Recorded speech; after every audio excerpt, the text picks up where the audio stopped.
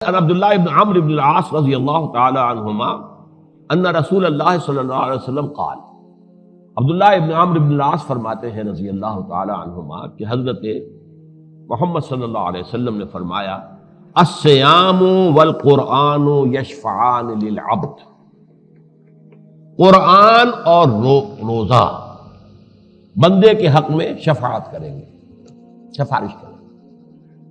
یقول الصیام، روزہ یہ کہے گا، اے رب پروردگار، منعتہ الطعام والشہوات بالنہار، میں نے تیرے اس بندے کو دن کے وقت کھانے پینے سے اور شہوت کا قضا کرنے، شہوت رانی کرنے سے روکے رکھا، فشفعنی فی، میری وجہ سے روکا رہا نا، تو اللہ میری شفاعت اس کے حق میں قبول فرما۔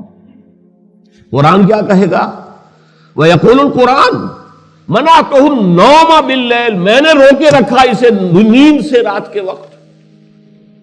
اب بتائیے، آپ 1 گھنٹے میں یا پونے گھنٹے میں جو تراویح پڑھ لیتے ہیں، اس میں سے آپ کی نیند میں سے کوئی کمی ہوتی ہے؟ 11 بجے سے پہلے تو کوئی سوتا ہی نہیں، رات ہی نہیں ہوتی، تو کہاں سے نیند آپ نے کوئی قربانی دی نیند کی؟ ہاں، تہائی یا آدھی یا 2/3 رات اگر جاگیں گے تو نیند کی قربانی ہوگی۔ تو منعتہ النوم باللیل فشفعنی فیہ، تو میری شفاعت اس کے حق میں قبول فرما۔ فیشفعان، اور حضور نے فرمایا ان دونوں کی شفاعت قبول ہو جائے گی، آمین یا رب العالمین۔ اگلی حدیث دیکھیے، 2 چیزیں بالکل پیرلل ہیں۔ عن ابی ہریرہ رضی اللہ تعالی عنہ قال قال رسول اللہ صلی اللہ علیہ وسلم، من صام رمضان ایمانا واحتسابا غفر له ما تقدم من ذنبه ومن قام رمضان ایمانا واحتسابا غفر له ما تقدم من ذنبه، جس نے روزے رکھے رمضان میں اور ایمان بھی تھا، احتساب کے 2 ترجمے ہیں۔ ایک تو یہ کہ اس کا بدلہ چاہنے کے لیے، امید میں کہ اللہ مجھے اجر دے گا، اور ایک احتساب کی معنی ہے احتساب نفس، کہ روزہ رکھ کر انسان اپنے نفس کا بھی احتساب کرتا رہے۔ یہ نہ ہو کہ روزہ بھی رکھا ہوا جھوٹ بھی بول رہا ہے، روزہ بھی رکھا ہوا دھوکہ بھی دے رہا ہے، روزہ بھی رکھا ہوا اور سودی کاروبار بھی کر رہا ہے، تو پھر وہ روزہ کہاں ہوا؟ اس کے لیے اگلے صفحے پر 3 حدیثیں ہیں کہ کتنے ہی لوگ وہ ہیں جنہیں روزے سے سوائے بھوک اور پیاس کے کچھ حاصل نہیں ہوتا، نہ تقوی حاصل ہوتا ہے، نہ کوئی اللہ کا قرب حاصل ہوتا ہے۔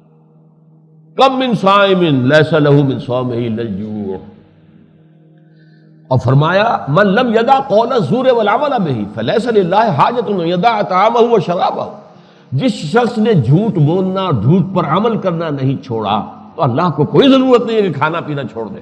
فاقہ کر رہا اسے کچھ حاصل نہیں، روزہ تو نہیں ہے۔ تو اس کو سمجھ لیجئے اچھی طرح۔ اسی طریقے سے اگر کوئی شخص بس وہ رٹی رٹائی سی کوئی چیز سن رہا ہے، قرآن نہ سمجھا، نہ اس پر کوئی غور کیا، تو وہ رات کا جاگنا بھی بیکار ہے۔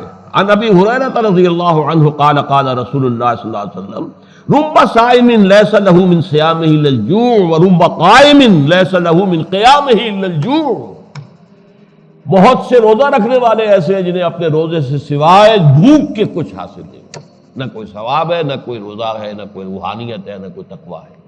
اور بہت سے رات کو قائم ہونے والے، کھڑے رہنے والے بھی ایسے ہیں جنہیں اپنے قیام سے سوائے انیندرا، جسے آپ پنجابی میں کہتے ہیں، سوائے اس کے اور کچھ حاصل نہیں۔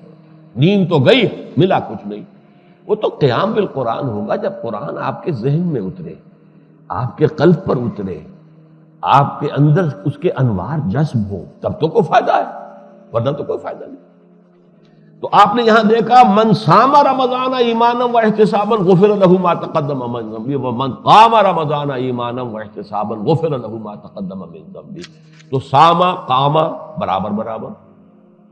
کتنے ہی روزے والے دار ایسے ہیں جنہیں روزے سے بھوک کے سوا حاصل نہیں ہوتا، کتنے ہی رات کو کھڑے رہنے والے ہیں جنہیں سوائے رات کو جاگنے کے اور کچھ حاصل نہیں ہوا، جو اپنی جو ہے بے خوابی کے سوا اور کچھ حاصل نہیں ہوا۔